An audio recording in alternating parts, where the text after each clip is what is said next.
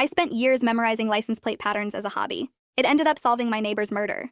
The police thought I was insane when I told them the killer's vehicle had a fraudulent plate, but I knew I was right because I'd spent 8 years documenting every license plate pattern in the tri-state area. My name is Lauren Vance, and people have called my hobby everything from quirky to pathological, but nobody could argue with the results when Mrs. Portman's murderer was identified through a registration number I'd recognized from my notebooks. It started in college when I developed this compulsive need to find patterns in chaos, probably some undiagnosed anxiety disorder that my parents couldn't afford to have properly evaluated. I'd sit in parking lots and catalog plate numbers, noticing how certain letter combinations appeared more frequently in specific counties, how the state DMV algorithms generated sequential registrations, how commercial plates followed different patterns than personal vehicles. My roommates thought it was weird but harmless until I started filling notebooks with data instead of doing my coursework. I failed out of engineering school because I was spending 40 hours a week tracking plates instead of attending classes. My boyfriend Ryan left me after 2 years saying he couldn't build a future with someone obsessed with something so meaningless. He'd found my database of over 50,000 plate numbers and asked what the point was, what I thought I'd accomplish with this information. I couldn't give him an answer that made sense. My parents stopped asking about my life after the third Thanksgiving, where I'd explained my latest discoveries about California's registration system instead of discussing job prospects or normal hobbies. I was working security at a mall, barely making rent on a studio apartment, and spending every spare moment either photographing plates or analyzing patterns in my growing database. I knew it looked pathological from the outside, this 32-year-old woman with boxes of notebooks filled with license plate numbers and state-by-state breakdowns of registration formats. But there was something meditative about the process of cataloging and cross-referencing, finding the hidden structures in what most people saw as random combinations of letters and numbers. I could identify the state and often the county of issue just by looking at a plate's format. I knew which number ranges corresponded to which registration periods, could spot fraudulent or altered plates instantly because they violated the patterns I'd internalized. Friends from college had stopped inviting me to gatherings after I'd spent an entire party discussing the statistical probability of certain letter combinations appearing in Maryland plates. My brother told me I needed professional help, that this obsession was destroying my ability to function in normal society. He was probably right, but I couldn't stop. The patterns made sense in a way that human relationships never did. Each plate told a story if you knew how to read it, when it was issued, where the owner likely lived, whether the registration was current or expired, whether the format matched legitimate state systems or indicated fraud. Mrs. Portman lived in the apartment below mine in a converted house in suburban Philadelphia. She was 73 years old, a retired librarian who'd lost her husband 5 years ago and had no children. She was kind to me in a way most people weren't, never mocking my hobby or treating me as though I was broken. Sometimes she'd ask about my latest discoveries and actually listen when I explained the nuances of how Pennsylvania restructured their commercial plate numbering in 2019. She'd bring me soup when I was sick and I'd help her carry groceries up the stairs. We weren't close exactly, but there was a comfortable neighborliness between us that I valued more than I'd realized until she was gone. She'd told me once that her late husband had collected stamps obsessively, that she understood how pattern-based hobbies could be soothing for certain types of minds. She never used words like obsessive or pathological, just acknowledged that different people found comfort in different things. That acceptance meant more to me than she probably knew. On a Friday morning in October, I left for my security shift at 6 a.m. and saw Mrs. Portman's door slightly ajar. I called her name but got no response, felt that instinctive concern that something was wrong. I pushed the door open and found her on the kitchen floor in a pool of blood, her head showing obvious trauma from what looked like blunt force. I called 911 immediately, my hands shaking so badly I could barely hold the phone. The paramedics confirmed what I already knew. She was dead, probably had been for several hours based on the blood coagulation. The police arrived and began treating the scene as a homicide. Detective Raymond Chu questioned me extensively about my relationship with Mrs. Portman, my whereabouts the previous evening, whether I'd heard anything unusual. I told him I'd been home all evening working on my database and had worn headphones, hadn't heard any disturbance from the apartment below. He asked about the database and I explained my license plate hobby, watching his expression shift to skepticism when I described the scope of my collection. He asked if I'd noticed any suspicious vehicles in the area recently, and I told him yes, actually I had. There'd been a dark blue sedan with New Jersey plates parked on our street 3 times in the past week, always late evening, which was unusual because we didn't have many out-of-state visitors, and the car didn't belong to any resident I recognized. The plate number was NJK 7289, and I'd noted it in my records because it violated the standard New Jersey passenger vehicle pattern. Detective Chu wrote this down, but I could tell he thought I was either unusually observant or suspiciously involved. He asked how I could be certain about the plate number, and I explained that I photographed every vehicle I documented, that I had images and timestamps for the sedan's appearances. The other officers were processing the crime scene, taking photographs, dusting for prints, collecting evidence. One of them made a comment about my security uniform, asking if I'd touched anything in the apartment. I said no, that I'd recognized she was dead and had waited outside for the paramedics. Detective Chu asked to see my hands and I showed him, No blood or defensive wounds, nothing connecting me physically to the crime. I showed him my phone with the photographs clearly showing the vehicle and plate on Monday evening at 9:43 p.m., Wednesday at 10:17 p.m., and Thursday at 9:55 p.m. Detective Chu seemed more interested now and asked me to send him the images. He said they'd investigate the registered owner but warned me not to interfere with the investigation or discuss the case with anyone. The apartment building's landlord arrived and stood in the hallway looking shaken, asking what had happened. Detective Chu pulled him aside for questioning while I stood uselessly near the stairwell, unable to process what I'd seen. Mrs. Portman had been alive less than 12 hours ago. I'd heard her moving around her apartment the previous evening around 10 p.m., the familiar sounds of her preparing for bed filtering up through the floorboards. And now she was dead, murdered in her own kitchen by someone who'd beaten her hard enough to crack her skull. The senselessness of it made me physically ill. Over the next 2 days, I couldn't focus on anything except Mrs. Portman's murder.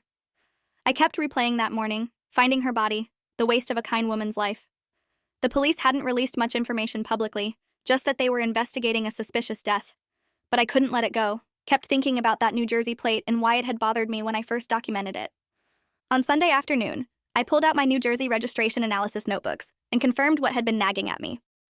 The plate NJK 7289 shouldn't exist in the current registration system.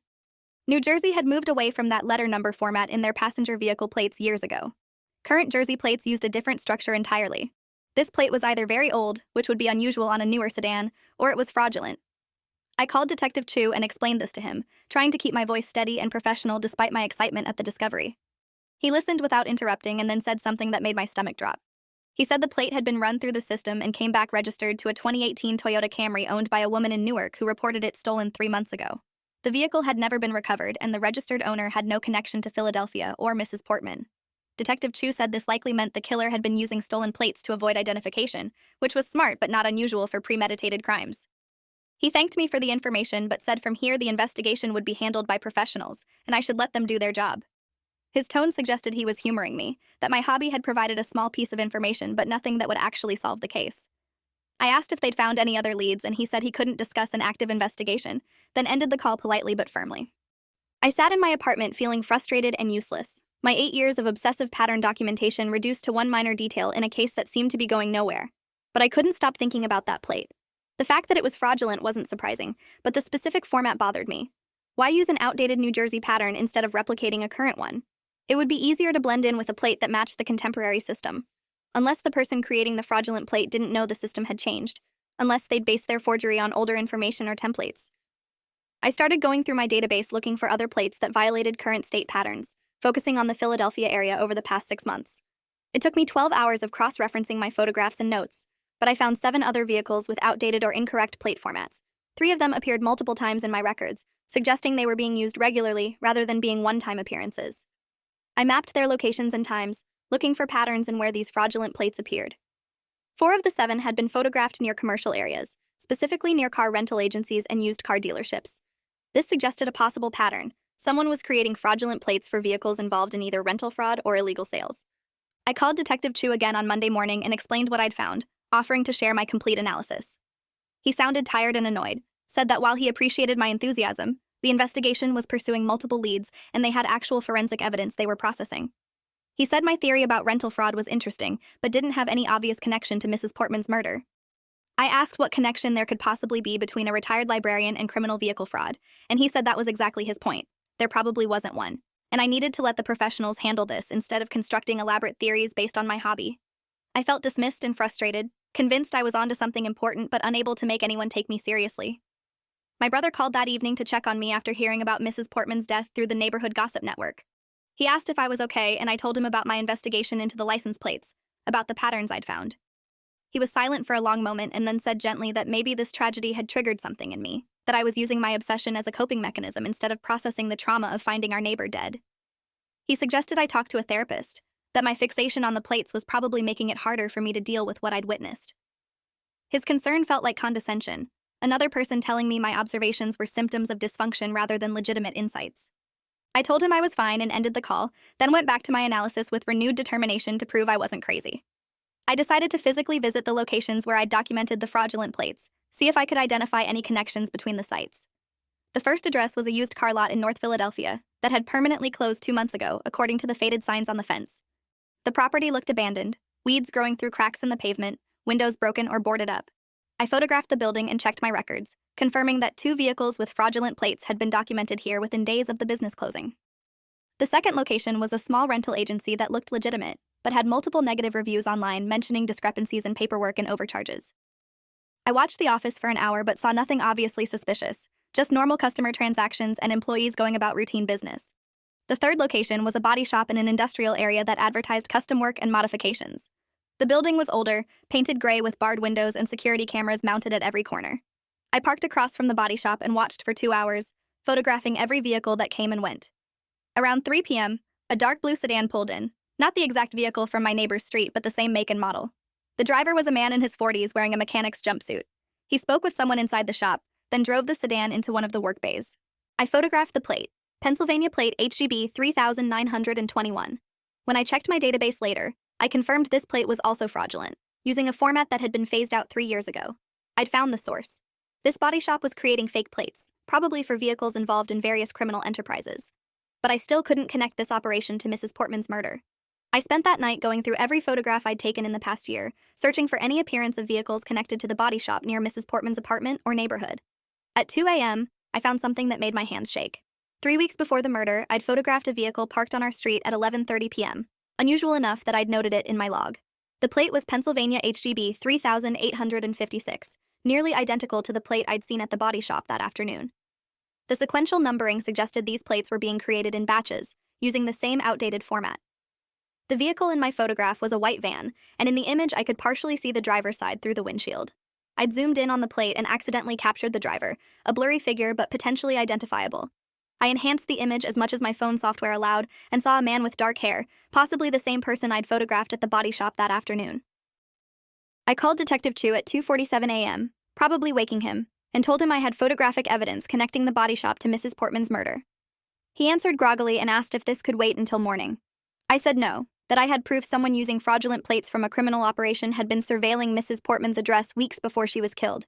Detective Chu told me to come to the station first thing in the morning with all my evidence, his tone suggesting he was finally taking me seriously, or at least wanted to evaluate what I had before dismissing it entirely. I couldn't sleep after that call, spent the remaining hours organizing my documentation, printing photographs, creating a timeline that showed the connections between the fraudulent plates, the body shop, and the surveillance of Mrs. Portman's address. I arrived at 7 a.m. with my laptop, notebooks, and phone containing all my photographs. I spent 2 hours walking him through my analysis, showing him the pattern of fraudulent plates, the connection to the body shop, and the photograph of the white van near Mrs. Portman's apartment. He listened carefully, taking notes, occasionally asking questions about my methodology and how I could be certain the plates were fraudulent, rather than just old registrations. I explained the state DMV systems in detail, showed him documentation proving when different formats had been phased out, demonstrated how the fraudulent plates violated multiple rules of the current registration algorithms. Detective Chu made several phone calls while I waited nervously in the interview room. When he returned, he said they'd already been investigating the body shop for unrelated reasons, tips about stolen vehicle parts and VIN fraud. But they hadn't connected it to Mrs. Portman's murder until now. He said my photograph of the white van was potentially significant because Mrs. Portman's jewelry and some cash were missing from her apartment, suggesting robbery as a motive. If someone had been surveilling her home to plan a burglary and she'd surprised them, that could explain the violence. Detective Chu asked if I'd be willing to go through a formal statement and potentially testify if the case went to trial. I said absolutely, that I wanted whoever killed her to face justice. He brought in another detective, a woman named Lieutenant Sharon Reeves who specialized in organized crime. She asked me to walk through my entire analysis again, taking detailed notes and occasionally stopping me to ask about specific photographs or data points. She seemed impressed by the scope of my database, said most surveillance operations didn't have this level of documentation. I explained that I'd been cataloging plates for 8 years, that my records covered most of the Philadelphia metropolitan area plus parts of New Jersey and Delaware. Lieutenant Reeves asked if I'd noticed any other patterns in criminal vehicle use, whether I'd documented vehicles near other crime scenes or suspicious locations. I told her I'd never thought to cross-reference my data with crime statistics, that I'd been focused purely on the patterns themselves rather than their criminal applications. She suggested that might be useful information moving forward, that my database could potentially help identify patterns in how criminals used vehicles to avoid detection. Over the next week, the police executed a warrant on the body shop and found extensive evidence of vehicle fraud, including equipment for creating counterfeit license plates and documentation linking the operation to organized theft rings. They arrested 4 people, including the owner, a man named Vincent Delacroix, who'd been running the scheme for 6 years.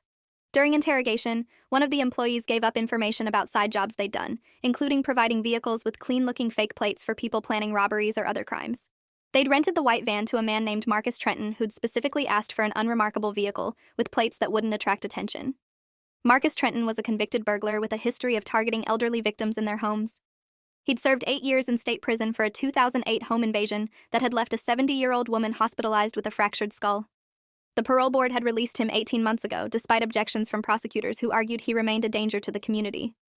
Detective Chu brought me in to look at a photo lineup, and I identified Trenton as the man in my enhanced photograph from the white van. The police obtained a warrant for Trenton's arrest and found Mrs. Portman's jewelry in his apartment, along with detailed notes about her routine and schedule.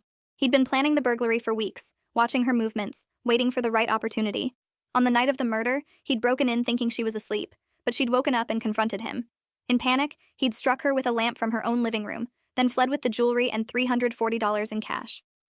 The medical examiner confirmed that the lamp, which had been found in the kitchen still covered in blood, matched the pattern of Mrs. Portman's injuries. Trenton's fingerprints were on the lamp despite his attempt to wipe it clean.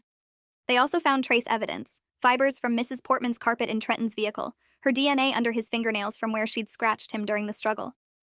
The case against him was overwhelming once they'd identified him as a suspect, but without my license plate documentation connecting the white van to the body shop, they might never have focused on him at all. Detective Chu told me privately that they'd been investigating several other leads, including Mrs. Portman's financial records and distant relatives, looking for someone with a clear motive.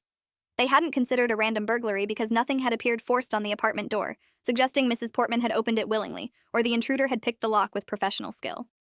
Trenton was charged with first-degree murder, burglary, and receiving stolen property. The district attorney's office scheduled a preliminary hearing for 6 weeks out, and I was informed I'd be called as a witness to explain how I'd identified the fraudulent plates and tracked them to the body shop. My role in solving the case became public knowledge when a reporter from the Philadelphia Inquirer got hold of the arrest warrant documents and wrote a story about the unconventional investigative techniques that had led to Trenton's capture. The article described me as an amateur sleuth with an unusual hobby, which felt both validating and uncomfortable. Suddenly, people I hadn't spoken to in years were reaching out, congratulating me on solving the murder, asking about my database and methodology. My old college roommate called and apologized for mocking my license plate obsession back when we'd lived together, said she wished she'd been more supportive. Ryan, my ex-boyfriend, sent a carefully worded email saying he was proud of me for using my skills to help others, though he didn't explicitly apologize for leaving me over the hobby he'd called a waste of time. The attention was overwhelming. Reporters started showing up at my apartment and my workplace, asking for interviews and photographs. My mall security supervisor was annoyed by the disruption until he realized the publicity might actually benefit the mall's image. Then he became supportive and gave me time off to deal with the media requests. My parents called for the first time in months, having seen the newspaper article. My mother cried on the phone, saying she was sorry for not understanding, for dismissing something I'd cared about deeply. My father asked detailed questions about my database and analysis methodology, the engineer in him finally engaging with my work now that it had proven valuable. We talked for 2 hours, the longest conversation I'd had with them since dropping out of college 8 years ago. They offered to come visit, to see my apartment and my documentation system, to understand the work I'd been doing all these years. I said yes, that I'd like that, surprised by how much their acceptance meant even after years of feeling rejected and misunderstood.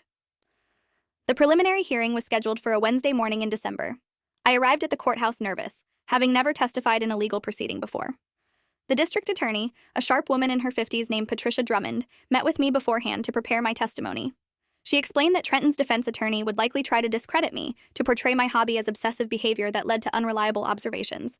She said I needed to remain calm, stick to the facts, and not let the defense attorney provoke me into emotional responses that would undermine my credibility. I asked what would happen if the judge didn't find my testimony convincing.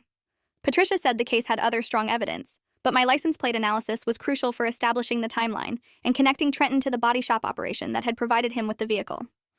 The courtroom was smaller than I'd expected, wood-paneled and formal, with the judge's bench elevated above everything else. Trenton sat at the defense table wearing an orange jumpsuit and restraints, looking smaller and more ordinary than I'd imagined a murderer would look.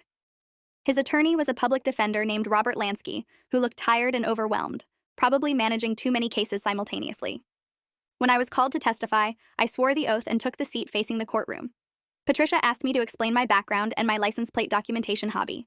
I described the 8 years of cataloging, the scope of my database, my ability to identify state patterns and spot fraudulent registrations. Patricia showed the court several examples of my photographs and documentation, establishing that I maintained detailed records with timestamps and location data. Then she asked me to explain how I'd identified the fraudulent plate on the white van and connected it to the body shop. I walked through my analysis, explaining the outdated Pennsylvania format, the sequential numbering that indicated batch creation, the photograph I'd taken 3 weeks before Mrs. Portman's murder showing the van on our street. Patricia asked if I could identify anyone in the courtroom who appeared in that photograph. I pointed to Trenton and said he was the driver captured in the image. The defense attorney objected, saying the photograph was too blurry to make a positive identification. The judge overruled the objection but noted that the reliability of the identification would be evaluated. Robert Lansky cross-examined me aggressively, asking about my mental health history, my failed college career, my obsessive documentation of license plates. He asked how many hours per week I spent on this hobby, whether I'd ever sought psychiatric treatment for obsessive-compulsive disorder, whether I'd been diagnosed with any conditions that might affect my perception or memory. I answered honestly that no, I'd never been formally diagnosed with anything, that I'd spent extensive time on the hobby because I found it meaningful, not because I was compelled by mental illness. He asked if I'd ever made mistakes in my identifications, if I'd ever documented a plate incorrectly.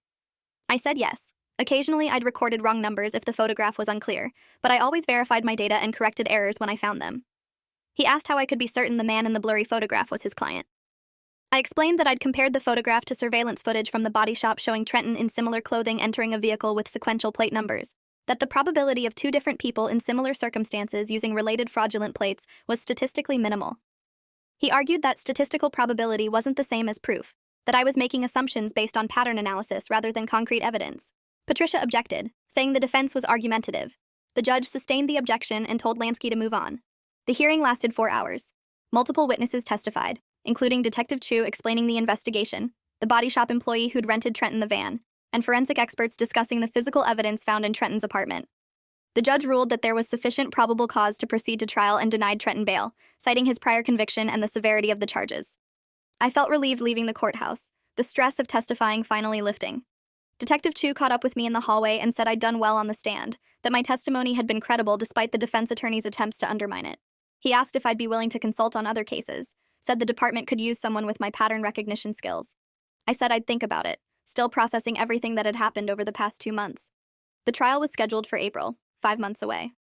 In the meantime, I continued working mall security while consulting part-time with the police on license plate analysis for unrelated cases. Lieutenant Reeves brought me several cold cases involving vehicle crimes, asking me to review evidence photographs and see if I could identify patterns investigators had missed. In one case, I identified a rental vehicle that had been used in 3 different armed robberies across 2 counties, a pattern nobody had noticed because the plates had been swapped between crimes. That information led to the arrest of a robbery ring and the recovery of over $80,000 in stolen property. My parents visited in February, driving down from Harrisburg to see my apartment and my documentation system. My mother was shocked by the sheer volume of notebooks and photographs, but she tried to be supportive, asking questions about my methodology and how I organized the data. My father, the engineer, was fascinated by the pattern analysis, suggesting ways I could digitize more of my records and create searchable databases that would make the information more accessible to law enforcement. We went to dinner at the restaurant where Mrs. Portman and I had occasionally eaten together, a small Italian place that served her favorite soup. I told my parents about our friendship, about how she'd been one of the few people who never mocked my hobby. My mother cried again, saying she was ashamed that a neighbor had shown me more acceptance than my own family had. I told her it was okay, that people couldn't understand something they hadn't experienced, but that now maybe they could start trying. We parted on better terms than we'd had in years, with promises to stay in better contact and plans for me to visit them over the summer. The validation from my family helped heal something I hadn't realized was still wounded, the sense that I'd disappointed them by not becoming the successful engineer they'd hoped for. The trial began on a Monday in April.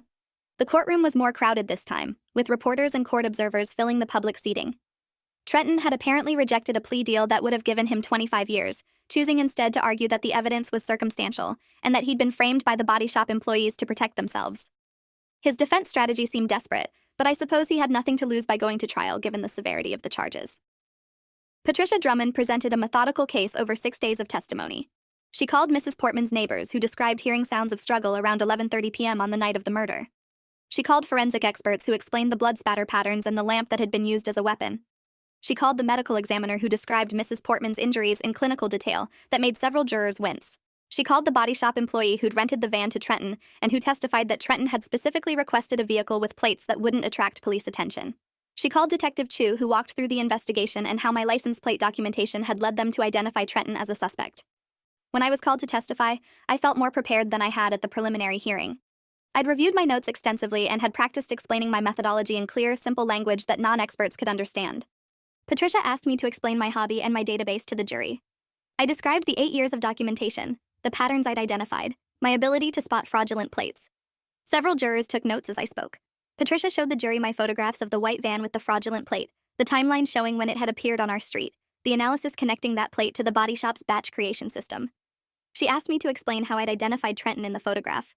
I described the enhancement process, the comparison to body shop surveillance footage, the distinctive features visible even in the blurry image. Patricia asked if I had any doubt that the man in the photograph was Trenton. I said no, that I was certain based on the visual match and the circumstantial evidence connecting him to the vehicle. The defense attorney, Robert Lansky, cross-examined me again, this time with a different strategy. Instead of attacking my mental health, he focused on the technical aspects of my identification. He asked if I was a trained forensic analyst or facial recognition expert. I said no, I was self-taught in pattern analysis but had no formal training in facial identification. He asked if I'd ever testified as an expert witness before this case. I said no.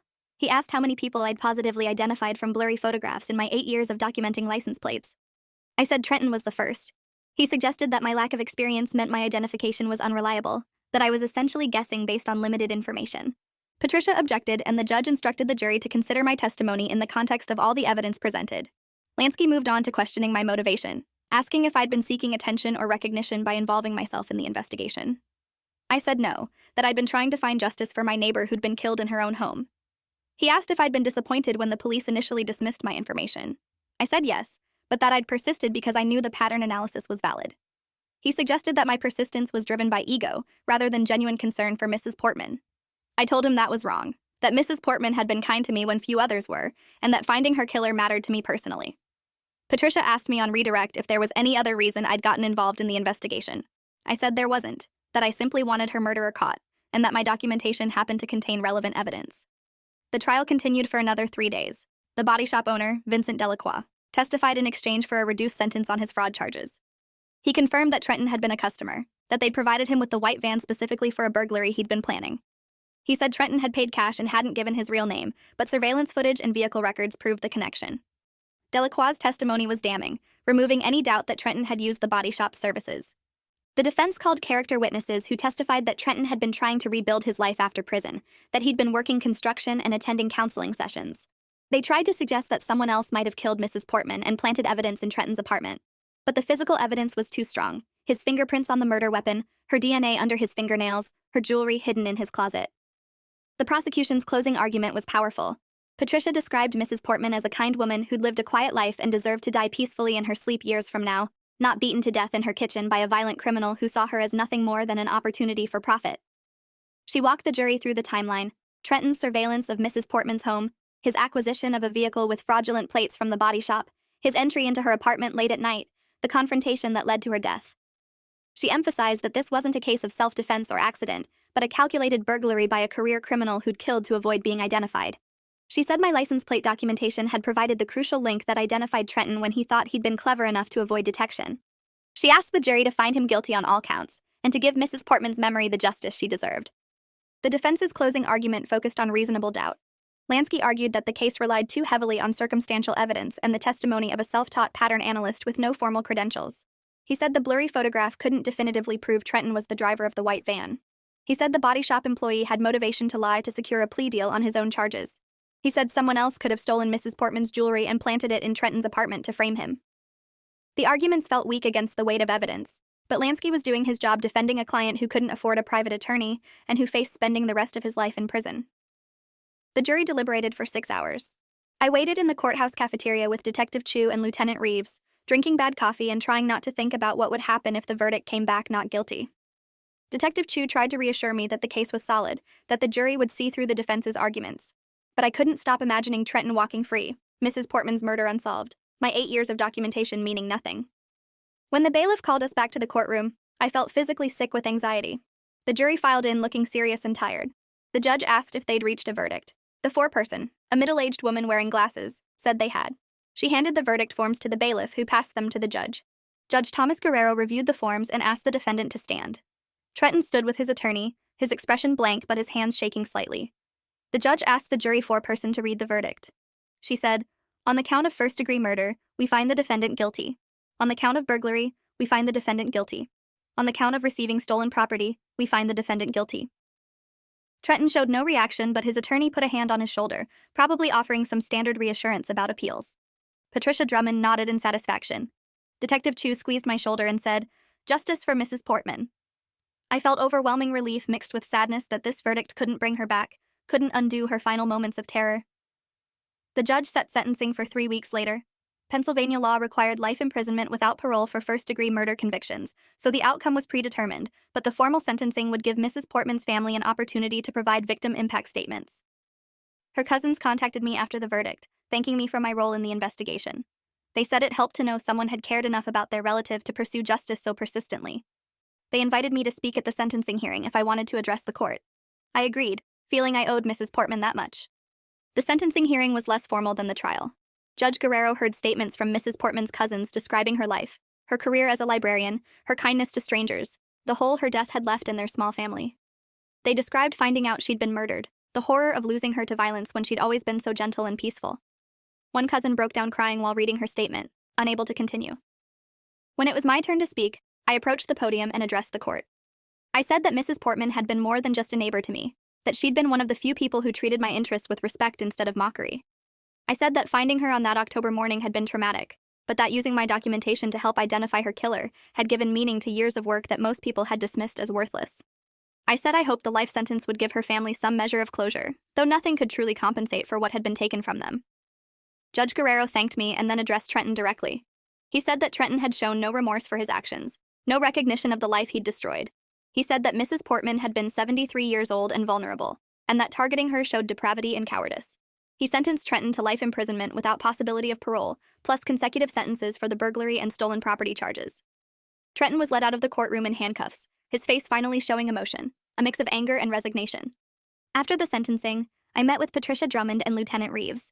They said the police department wanted to formalize my consulting arrangement, offer me a paid position analyzing license plate patterns for auto theft and other vehicle-related crimes. The salary wasn't substantial, but combined with part-time security work, it would be enough to live on comfortably. I accepted immediately, excited to have legitimate work doing something I'd spent years developing expertise in.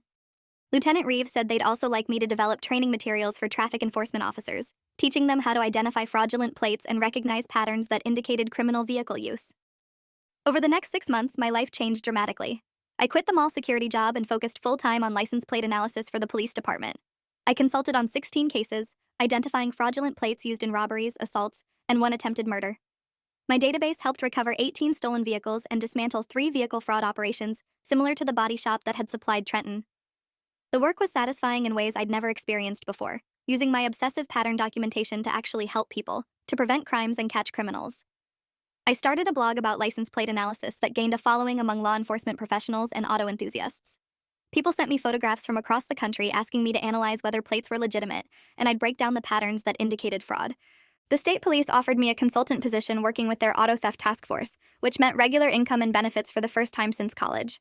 I moved into a better apartment, still documenting license plates, but now with professional purpose. My relationship with my family continued to improve.